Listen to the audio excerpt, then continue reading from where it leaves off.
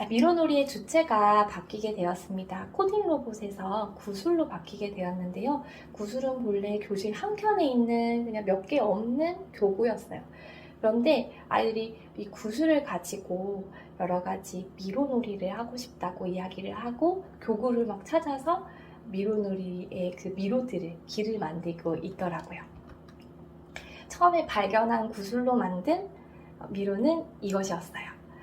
저희 반 맞은편에 놀이실이 있는데요. 놀이실에 이 큐볼루션 블럭이 있었거든요.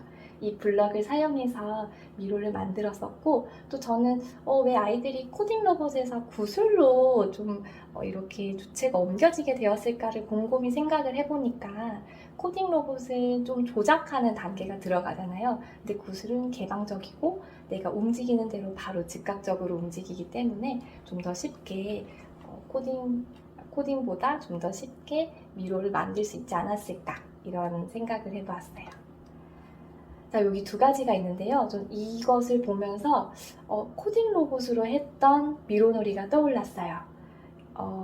오른쪽은 좀 입체적이고요. 왼쪽은 좀 평면적이죠. 네, 이런 모습들도 특징들도 알 수 있었고, 그리고 저는 큐볼루션이 큰 그 구슬로 이제 미로를 했었다면 부알라 미로 게임을 제가 이제 찾아서 아이들에게 지원을 해줬는데, 지원을 해준 이유가 있어요. 큐별루션은 좀 활동적이고 주도적인 아이들이 많이 놀이를 합니다. 그런데 이 부알라 미로 게임, 아이들이 미끄럼틀 미로라고 이름을 붙였는데요. 이 미로는 조금 조용하고 집중해서 놀이하는 것을 좋아하는 아이들이 이 미로 놀이를 좋아했어요. 그렇다 보니까 형태는 다르지만 빛가람반 교실에서 다양한 형태의 다양한 미로 놀이가 이루어지게 됩니다. 그리고 또 작은 구슬이 들어있는 이 입체 미로도 아이들에게 제공을 해주었어요. 이때 교사인 저는 아이들이 구슬로 길을 만드는 걸 좋아하니까 어떤 교구를 많이 지원을 해주어야 될까, 이런 고민들을 많이 했던 것 같아요. 여기서 세 번째 깨달음을 얻게 되는데요. 미로놀이에서 탈출하는 길은 끊어지지 않고 이어져야 한다는 깨달음을 얻게 됩니다. 아까 전에 코딩 로봇으로 하는 미로에서는 끊어지기도 했었어요. 예를 들어서 뚜루뚜루 미로는 그림으로 이렇게 그리는데 중간에 끊어지기도 하고 다시 그 코딩 로봇을 옮겨서 길을 만들기도 했었는데요. 구슬은 한 번에 이렇게 움직여야 하는 길을 만들다 보니까 탈출하는 길 하나는 이어져야 되는구나 라는 사실을 깨닫게 된 것이었어요. 네, 여기에 정의에서 도달하는, 어디론가 이제 도달할 수 있고 또 빠져나오기 어려운 길이긴 하지만 빠져나올 수는 있어야 되겠죠.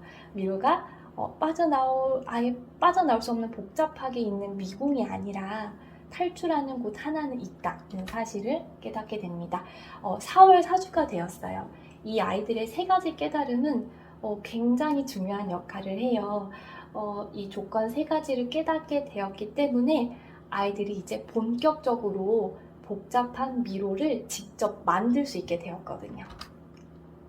네, 미로놀이의 주체가 코딩 로봇에서 구슬에서 나로 옮겨지게 됩니다. 4월 4주 어느 날이었어요. 아이들은 갑자기 화이트보드에 미로를 그리기 시작했어요. 미로를 보시면 출발, 도착이 적혀져 있고요. 그리고 중간에 굉장히 폭탄, 거미줄, 이런 여러 가지 장애물이 보이고요. 또 탈출할 수 있는 길이 있습니다. 이 미로 조건 세 가지 보이시나요?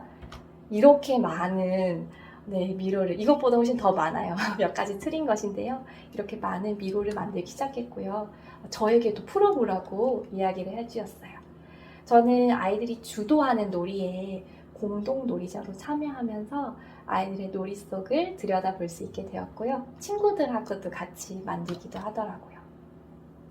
그리고 이 미로놀이의 설계 조건을 이해한 아이들은 상자 미로를 또 만들고 싶다고 해서 이 상자로 미로를 직접 만들어 보았는데요. 이 3월부터 이 상자 미로를 모든 별로 만들기까지의 놀이의 흐름을 영상으로 한번 보여드리겠습니다.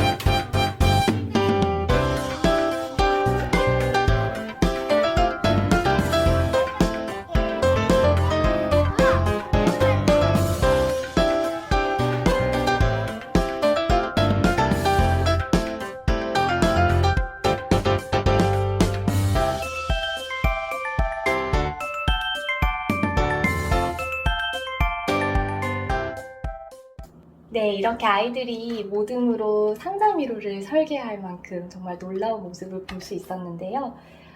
이렇게 미로놀이를 아이들과 함께 마인드맵으로 만들어 보기도 했어요. 구글 잼보드 요즘 많이 사용하고들 계시죠? 이렇게 아이들하고 같이 브레인스토밍을 통해서 지금까지 했던 또 앞으로 할 놀이 과정 중에 이렇게 정리를 해보기도 했고요. 저는 여기에 디지털 폴라로이드 카메라를 활용을 해봤었는데요. 실제로 저희 반 앞에 붙어져 있는 게시 자료입니다. 아이들하고 직접 했던 자료를 이 디지털 폴라로이드 카메라로 인화를 해서 옆에 붙이면서 계속해서 기록을 이어가고 있어요. 근데 아이들이 이제 그 상자 미로를 보면서 놀이도 많이 했었는데요. 상자가 너무 작고 이제 교실 전체가 미로가 되었으면 좋겠어요 라고 이야기를 하기 시작을 했습니다. 저는 이 이야기를 듣고 고민이 되었어요. 어떻게 교실 전체를 미로를 만들지? 이렇게 생각을 했었는데요. 역시 답은 아이들에게 있었습니다. 교실 물건을 다 치우기 시작한 것이었어요. 물건들을 복도로 다 이제 끄집어내었었는데 그 복도가 이제 가득 차기도 하고 위험할 수 있으니까 저는 자료실에 보관할 수 있는 곳을 이렇게 보관을 하는 그런 지원을 해주기도 했고 비어있는 이렇게 넓어진 교실을 보니까 아이들이 강당 같다 이렇게 좋아하기도 했었어요. 아이들은 테이프를 가지고 바닥 미로를 만들기도 했었고요. 그리고 저희 오전 간식으로 우유를 마시는데 그 우유를 깨끗하게 씻은 우유팩으로 여러 가지 물건들을 만들다가 우유팩 케이블카를 개발을 하게 돼요. 한 아이가 개발을 하게 되는데 여기 제일 좌측편에 앉아있는 아이가 여러 가지를 만들다가 발견을 하게 된 것이었어요. 저는 그것을 저희 반 아이들 전체와 공유를 하고 교실에 케이블카를 설치를 하게 되었습니다. 제가 어떤 것을 지원을 해줄까 고민을 하다가 종이성을 지원을 하게 되었어요. 그리고 아이들이 커다란 박스로 만들고 싶다고 이야기를 했었거든요. 근데 이 종이성을 지원할 때 그냥 준 것이 아니라 나름의 기준이 있었어요. 함께 조립할 수 있고 또 신체 놀이가 좀 가능했으면 좋겠고 또 아이들이 움직일 수 있어야 되니까 이동이 좀 쉬운 그런 종이성을 열심히 검색해서 지원을 해주었고요. 유치원에 도착을 해서 함께 힘을 모아서 조립하고 있는 모습입니다. 방과후 과정과도 미로놀이가 연계가 되었어요. 방과후 과정에서는 재활용품을 활용한 놀이들이 진행이 되고 있었는데요. 그때 벽에 이제 길을 만들고 싶다고 해서 아이들과 함께 방과후 과정 선생님께서 이렇게 벽미로를 만들게 되었습니다. 아이들의 놀이가 궁금했어요. 왜냐면 교실에 있는 자료, 교구 이런 것들은 지금 다 없어진 상태고 어떻게 보면 종이성 하나 이렇게 달랑 있는 상태인데 어떻게 놀이를 할까, 무슨 배움이 일어날까 되게 고민을 했었는데요. 이렇게 많은 놀이들이 이루어지고 있었습니다. 아이들은 교실 속에서 여러 가지 교구나 책상을 피해서 이렇게 살금살금 다녀야 하는 규칙이 있었다면 이 미로 세상에서 마음껏 뛰어놀 수 있었거든요. 잡기 놀이를 하기도 했었고요. 상자 안에 들어가서 집 놀이를 하기도 했었고 터널이 있어서 터널 통과 놀이 그리고 창문이 또 열렸다 닫혔다 해요. 숨바꼭질 놀이를 하기도 했었고 근데 이게 박스다 보니까 무너지기도 했었거든요. 아이들이 이렇게 옆에서 공사놀이처럼 튼튼하게 다시 만드는 놀이를 진행을 하기도 했습니다.